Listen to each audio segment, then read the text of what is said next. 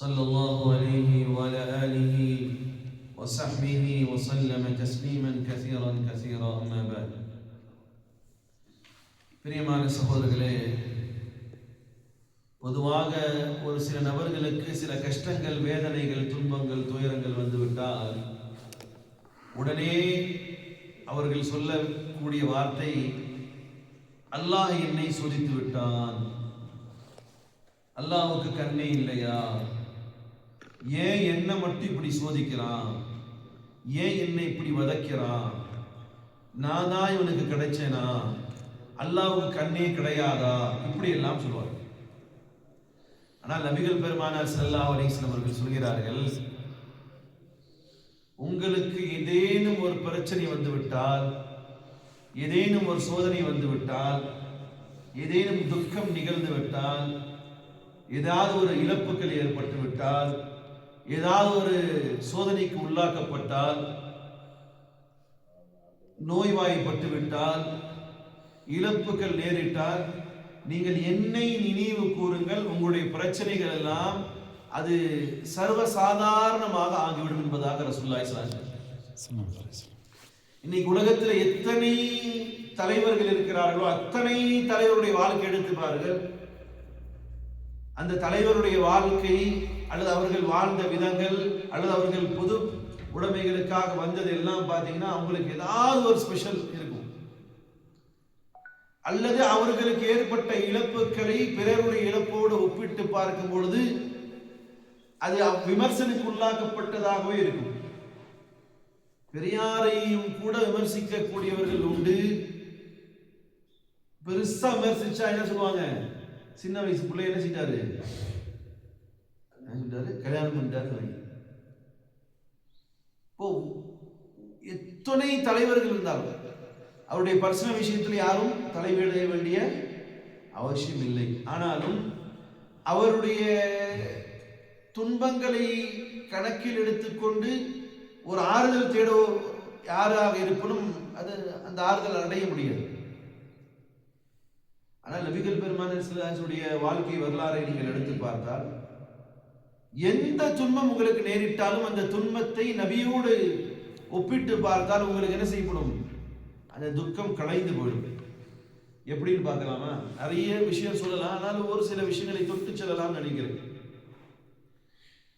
உதாரணத்திற்கு ரசூலுல்லாஹி ஸல்லல்லாஹு அலைஹி வஸல்லம் அவர்கள் இதே அழைப்பு பிரச்சாரம் செய்யும் பொழுது அவர்களுக்கு அந்த சமூகம் பூமாலைகளை போட்டு வரவேற்றதா, இல்லை சிவப்பு கம்பளங்களை போட்டு நீங்கள் எல்லாம் மக்களிடம் நன்மை ஏவி தீயை தடுக்க வந்துள்ளீர்கள் என்று வரவேற்றார்களா? என்ன செஞ்சாங்க? பைத்தியக்காரன். அவர்கள் நடக்கக்கூடிய பாதையிலே முறுக்களை போட்டு அவர்களை ஏளனப்படுத்தினார்கள். அதே ஒரு காலகட்டத்தில் இறை தூதரை என்ன சொன்னார்கள்?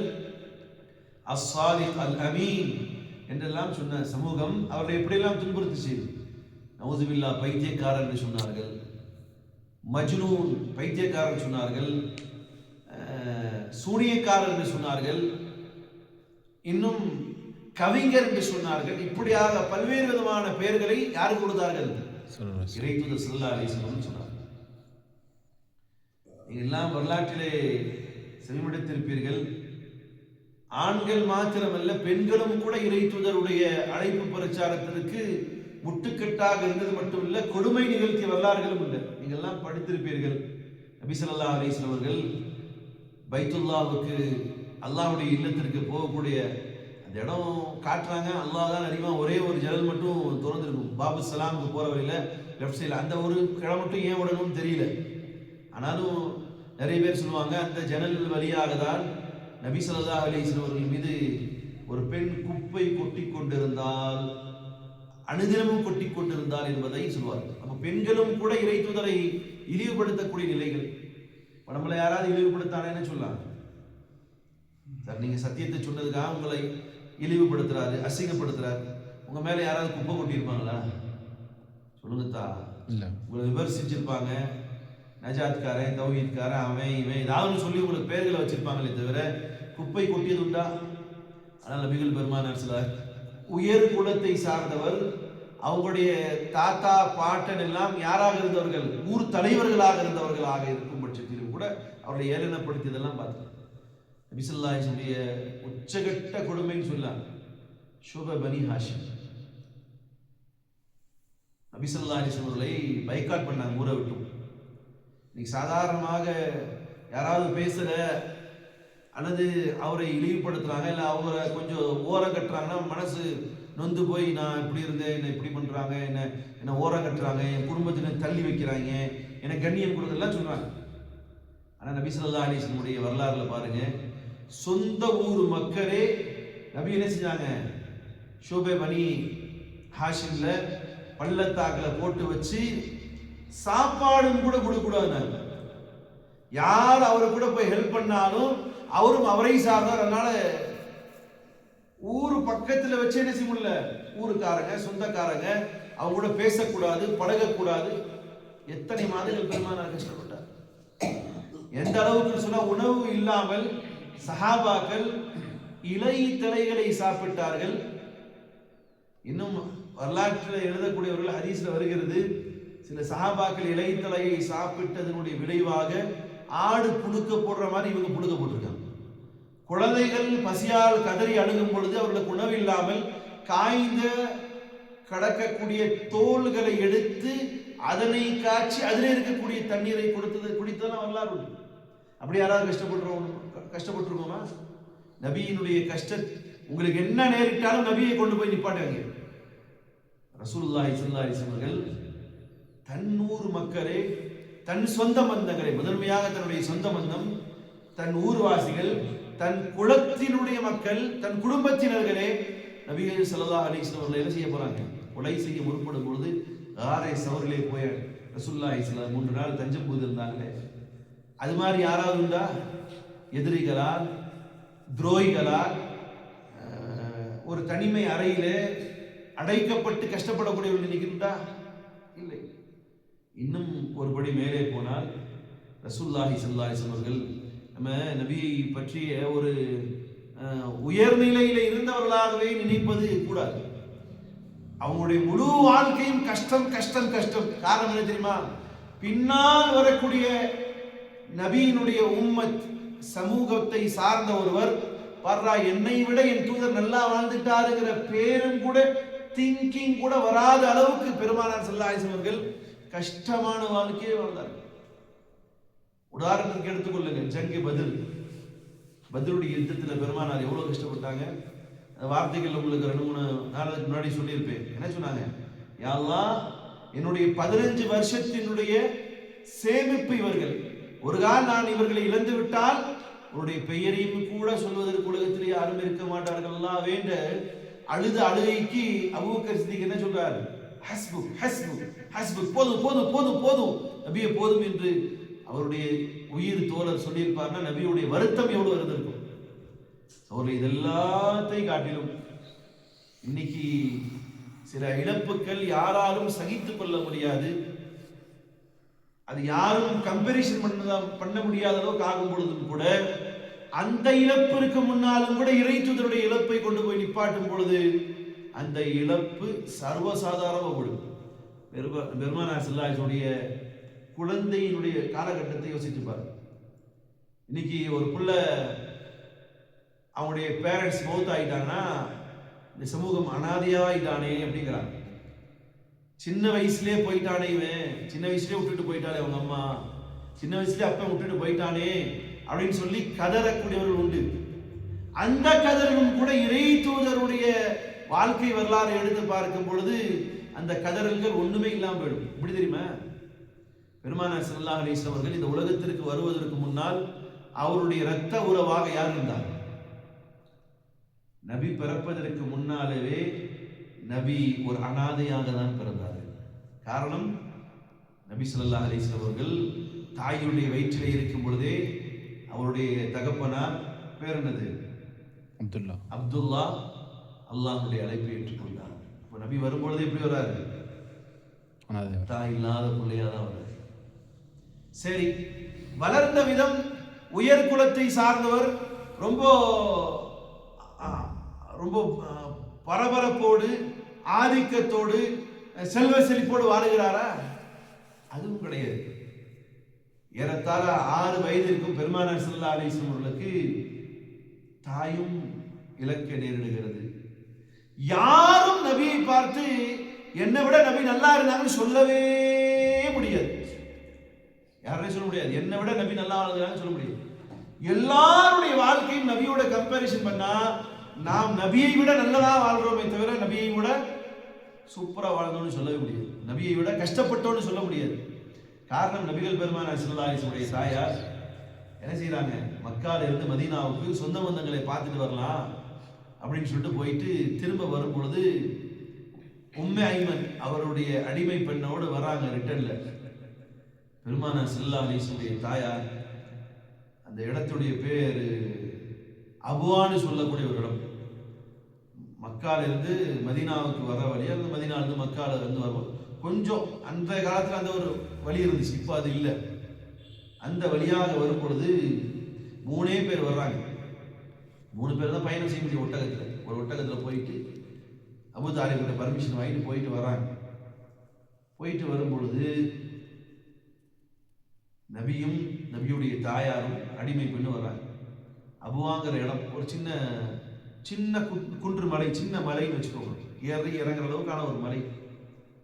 அங்கே போய் தங்குறாங்க. ரிட்டர்ன் வரும்பொழுது அம்மாவுடைய உடம்பு சரியில்லாமல் போயிடுது. அப்படியே படுத்து கிடக்கிறாங்க. பிள்ளை 7 வயசு அல்லது 6 வயசு பாலகன். யார்? ரசூலுல்லாஹி ஸல்லல்லாஹு அலைஹி வஸல்லம் அம்மாவை பார்க்குறாங்க.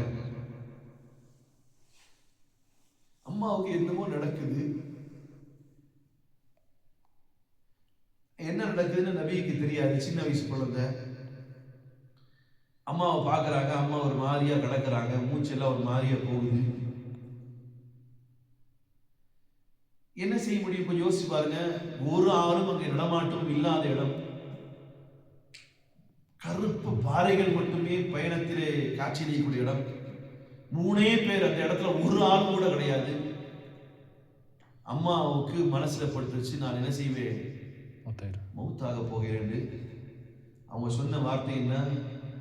குல்லு ஹையின் வ மையித்துன், எல்லா உயிரோடு இருக்கக்கூடியவர்களும் மரணிக்கத்தான் போகிறார்கள் என்ற வார்த்தையை பிஞ்சு குழந்தையாக 6 வயது குழந்தையாக இருக்கக்கூடிய நபிகள் பெருமானிடத்தில் தாய் சொல்கிறார்கள். சொல்லிவிட்டு வலகத் வலத்து துஹ்ரா, நான் மரணத்தை தழுவதான் போகிறேன், ஆனாலும் நான் ஒரு பரிசுத்தமான ஒரு பிள்ளையை பெற்றெடுத்திருக்கிறேன். நிச்சயமாக இந்த பிள்ளை சமூகத்திலே மிகப்பெரிய ஒரு புரட்சி மாற்றத்தை கொண்டு வரும் சொல்லிட்டு பெருமானாருக்கு முன்னாடியே சொல்லிட்டு கொஞ்ச நேரத்தில் அம்மா கண்ணை மூடி அல்லாஹ்வுடைய அழைப்பை ஏற்றுக்கொள்கிறார்கள். கொஞ்சம் நினைச்சு பாருங்க, இப்ப நபி எப்படி அழுதுருப்பாங்க.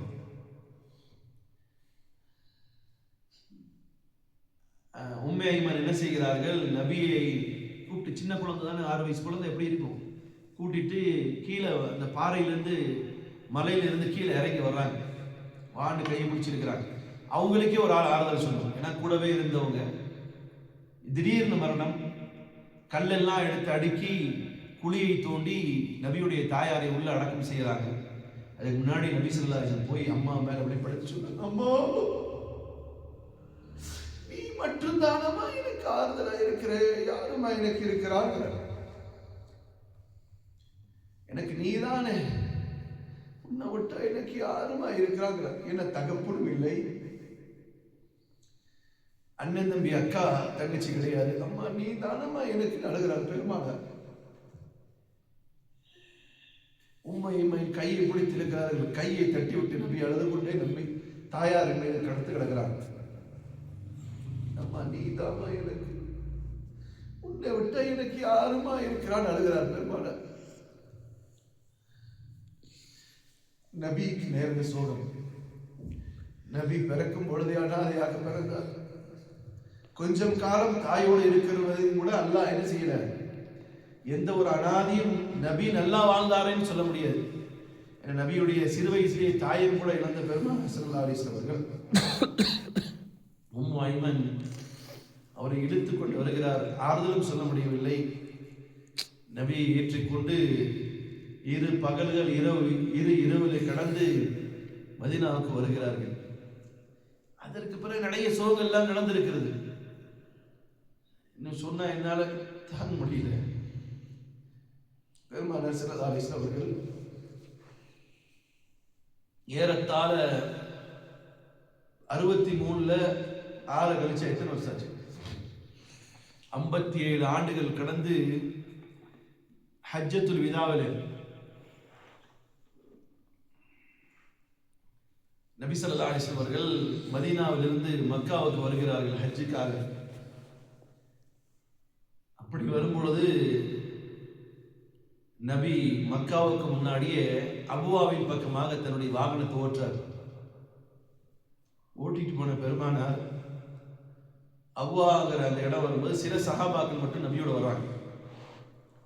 வந்துட்டு அதே அந்த மலை குன்று மேலே ஏறுறாங்க. இன்ஷா அல்லாஹ் அல்லாஹ் வாய்ப்பு கொடுத்து அந்த இடத்துக்கு போய் பார்க்கணும். அல்லாஹ் எனக்கு வாய்ப்பை தரட்டும், உங்களுக்கு தரட்டும். ஏன்னா இப்போ அதெல்லாம் செக்யூரிட்டி போட்டு போய் விசாரிச்சா கூட சொல்றது கிடையாது. அதாவது உள்ளூர் லோக்கல் கைடு பிடிச்சி அவரை கொஞ்சம் தாஜா பண்ணி திரும்ப வண்டி எடுத்துட்டு அது தனியாக பாதாது போகிறதுக்கு 3 தடவை ட்ரை பண்ண முடியல. அல்லாஹ் எனக்கு பாக்கியம் தரட்டும். என் தாயை விட சிறந்தவர் அல்லாஹ்வுடைய தூதர் ஸல்லல்லாஹு அலைஹி வஸல்லம் தாய் ஆமினா அலைஹிஸ்ஸலாத்து வஸ்ஸலாம். 57 வருடம் கழிந்து பெருமானார் ஹஜ்ஜத்துல் வதாவுக்கு போகும்போது அதே மலை மேலே ஏறுகிறார். கபரிலே போய் நபி ஸல்லல்லாஹு அலைஹி வஸல்லம் அவர்கள் இப்படி கை வச்சுக்கிட்டாங்க. கபர் மேல விழுந்துட்டு நபி எந்த 7 வயதில் அழுதார்களோ அதே அழுகை அழுகிறார். குமரி அழுகிறார். அம்மா உன்னை பார்க்க வந்திருக்கிறேன். எவ்வளோ மனசு வேதனைப்பட்டா. அப்போ சஹாபாக்கள் சொன்னாரு, நான் இன்றைய தினம் என் தாயோடவே தங்கி விடுவேன். போபவர்கள் யாராக இருந்தாலும் மக்காவுக்கு போய் கொள்ளுங்கள். நான் இன்றைய அம்மா கூட தான் படுத்து கிடப்பேன். அங்கேயே இருந்தான் பெருமாள். எவ்வளோ கனத்த இதயத்தோடு அதே சிறு வயதில் எப்படி அம்மாவுடைய கபர் நபி அழுதாங்களோ அதே மாதிரி அழுது கொண்ட பெருமானார் ஸல்லல்லாஹு அலைஹி வஸல்லம் அவர்கள் உலகத்திலே தன் சமூகத்திலே யாரும் என் கஷ்டத்தை நினைவு கூர்ந்தால் அவருடைய கஷ்டங்கள் ஒண்ணுமே இல்லாத அளவுக்காக இருக்க வேண்டும் என்பதற்காகவே இவைகள்லாம் அல்லாஹ் அவர்களை வைத்து நிகழ்த்தினானோ என்னமோ தெரியாது. எப்படி இப்படியே வச்சுக்கிட்டு கையை வச்சு இப்படியே அழுகுறாங்க. அம்மா அப்படி எத்தனை வயசு கழிச்சு? 57 வருடம் கழிச்சு 63வது வயசுல அதே துக்கத்தை நபி ஸல்லல்லாஹு அலைஹி வஸல்லம் வெளிப்படுத்தியதாக வரலாற்றிலே பார்க்க முடியும். இன்னும் சொல்ல போனால் சகோதரர்களே, பத்ரிலே நடந்த சம்பவம், உஹதிலே உங்களுக்கு எல்லாம் தெரியும். நபி ஸல்லல்லாஹு அலைஹி வஸல்லம் அவர்களுக்கு என்ன ஆகுது? பல் ஷஹீதாக்கப்பட்டது. மௌத்தாகி விட்டார்களே என்ற செய்தியும் கூட பரவியது. காயம்பட்ட பெருமானார் அதனால் வரைக்கும் இந்த சமூகத்தை எதிரிக்கும் கூட பத்வா செய்யாதவர்கள் அந்த காயப்படும் பொழுது சொன்னார்கள், இவர்களுக்கெல்லாம் அல்லாஹ் எப்படி ஹிதாயத்தை தருவான். இப்படியாக பல்வேறு விதமான நெருக்கடிகள் பட்டார்கள். அதே யுத்தத்தில் தான் தன்னுடைய சச்சா ஹம்சா அவர்களையும் இழந்தார்கள். இன்ஷா அல்லாஹ் நாளைக்கு பார்க்கலாம். சுப்ஹானல்லாஹி வ பிஹம்திஹி சுப்ஹானல்லாஹி வ பிஹம்திஹி அஷ்ஹது அன் லா இலாஹா இல்லா அன்த அஸ்தக்ஃபிருக வ அத்தூபு இலைக்.